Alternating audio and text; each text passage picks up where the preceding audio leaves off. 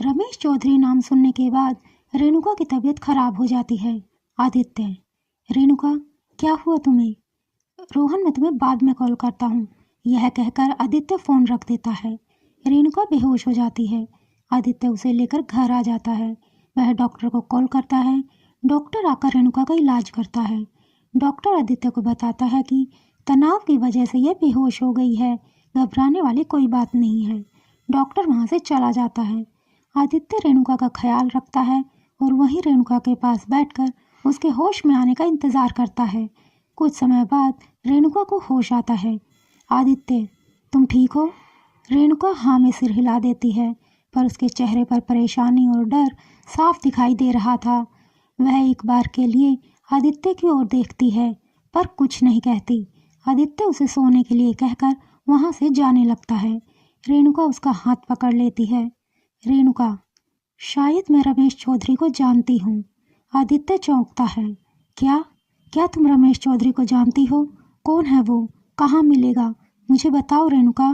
रेणुका उठकर खड़ी होती है। रमेश चौधरी मेरे पिता के दोस्त थे। आदित्य चौंकता है। क्या? ये क्या कह रही हो तुम?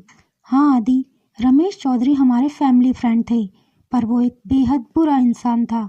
मेरे पिता की मौत के बाद उन्होंने हमारे घर, हमारी ज़िंदगी पर जैसे कब्जा ही कर लिया था और हमें लग रहा था कि वो हमारी मदद कर रहे थे। मुझे काम दिलाने के बहाने उन्होंने मेरा सौदा करने की कोशिश की, पर जैसे तैसे मैं वहाँ से भाग निकली और यहाँ आ गई। यहाँ आकर भी मैं इस ग्लैमर की दुनिया के दलदल में धंसती चली गई, जहाँ ग्लैमर की चकाचौंध तो थी पर खुशी नहीं। अपनी कहानी सुनाते सुनाते रेणुका की आंखों से आंसू बहने लगे। आदित्य उसे संभालता है। तुम चिंता मत करो रेणुका, अब मैं हूं ना तुम्हारे साथ। रेणुका उसकी तरफ देखती है। तभी आदित्य बात को बदल देता है। मेरा मतलब है कि जब भी तुम्हें मेरी किसी चीज़ में ज़रूरत होगी तो मैं तुम्हारे साथ खड़ा रहूँगा। और स्माइल करता है। रेणुका, और मैं भी तुम्हारे साथ हूँ आदि। अब ये मिशन सिर्फ तुम्हारा नहीं है, मेरा भी है। हम दोनों मिलकर रमेश चौधरी को उसके गुनाहों की सज़ा दिलाएंगे और रीवा को इंसाफ। आदित्य हाँ में सिर हिलाता है। आदित्य, लेकिन समझ नहीं आ रहा है कि शुरुआत कहाँ से की जाए। तभी रोहन वहाँ आता है। वह आदित्य को एक फ़ाइल देता है। रोहन, यह कुछ गुमशुदा बच्चों के केस की फाइलें हैं। ये केस फाइल तो किए गए, पर इन पर कोई कार्रवाई नहीं हुई। जब मैंने कुछ लोगों से पूछताछ की तो पता चला कि रमेश चौधरी ने ये सारी फाइलें बंद करवाई हैं। आदित्य, इसका मतलब हो ना हो इन गुम बच्चों के गुम होने के पीछे भी रमेश चौधरी ही है, पर हम इसका पता कैसे लगाएंगे? रेणुका, मैं उसका एक ठिकाना जानती हूँ, क्यों ना हम वहीं से शुरुआत करें? रोहन, ठीक है, तो हमें अभी वहाँ चलना चाहिए। आदित्य, मुझे ऐसा लगता है कि तुम्हें अभी हमारे साथ नहीं आना चाहिए, क्योंकि अगर बाद में कोई मुश्किल आती है तो तुम हमारी हेल्प कर सकते हो।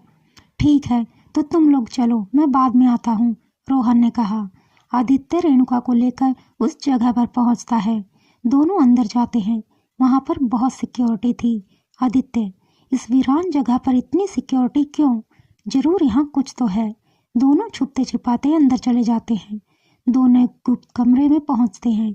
वहाँ पर वही बच्चे थे जो उस फाइल में थे। तभी वहाँ पर कुछ लोग आ जाते हैं। आदित्य और रेणुका छुप जाते हैं। उन लोगों की बातों से पता चलता है कि इन बच्चों को अगले दिन बेचा जा रहा था और उन्हें दूसरे देश भेज दिया जाता।